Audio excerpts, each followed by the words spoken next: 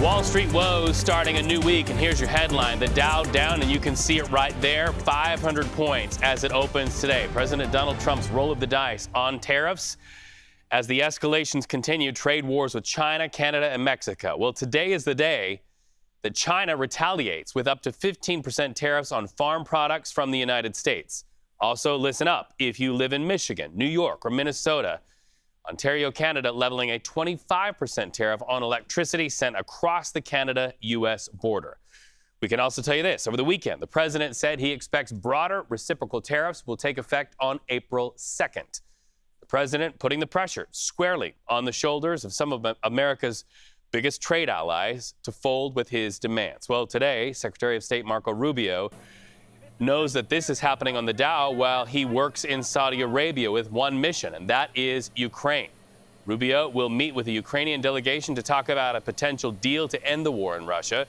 The hope here is a reset in relations after the Oval Office meltdown between the president and vice president with Ukraine's President Volodymyr Zelenskyy. So let's go live to the White House. Reporter Willie, James, Inman. Willie, you're watching this.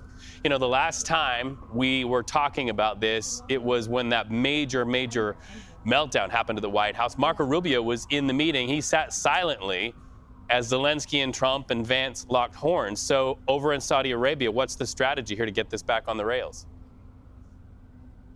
Hey there, Reed. Good to be with you. Well, in the days following after that Oval Office meltdown, as you described it, Marco Rubio, the Secretary of State, essentially said that the U.S. and Ukraine need a reset. So perhaps that is what indeed could happen here. We're also told via a person familiar that Zelenskyy is also on the ground there in Saudi Arabia. Unclear as to what he will participate in terms of those meetings. But still, nonetheless, this is time for the U.S. and the Ukrainians to have those face-to-face meetings to perhaps come to some type of agreement, not only with the minerals deal that the president wants Zelenskyy to sign, but also some type of ceasefire deal with the Russians. Remember, Saudi Arabia was a location where the Russians and the Americans had discussions. So that is essentially the goal here, is to come to an agreement for a ceasefire and to bring the Ukrainians in after that disastrous Oval Office meeting that happened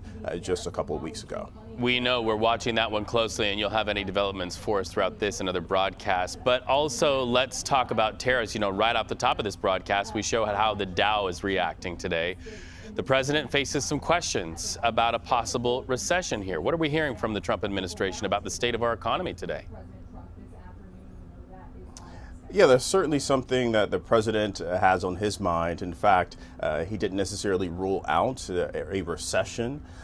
He talked about over the weekend how it's hard to predict these types of things, but that there could be a little bit of pain, paraphrasing his words there, in terms of what people are seeing when they go to these stores, when they see those increased prices. Officials in the White House have been a little bit more positive than the president's remarks over the weekend, but still, nonetheless, this trade war between the U.S., Canada, Mexico, and China, of course, included in that. Although there's been a slight reprieve for about a month or so with the tariffs, the majority of those tariffs going on to Canada and Mexico, the Chinese, as you mentioned, are pushing back. In fact, the president meeting with a group of CEOs today, a group of tech CEOs who are perhaps affected by those tariffs in China. But one of the things that the U.S. has tried to do, the Trump administration has tried to do, is to bring manufacturing back home, back to the United States. We've seen companies like Apple invest heavily or promise to invest in the United States to bring that manufacturing back home. So we'll have to wait and see what happens with that meeting with the president and those tech CEOs.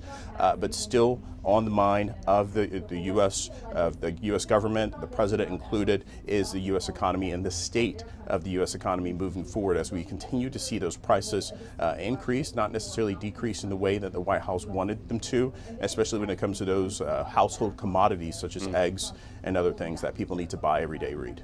Right, and then logging on to check their 401ks as well and not really feeling very great either. I've got to ask you about some reporting today that Marco Rubio and Elon Musk may be at odds. What can you tell us here?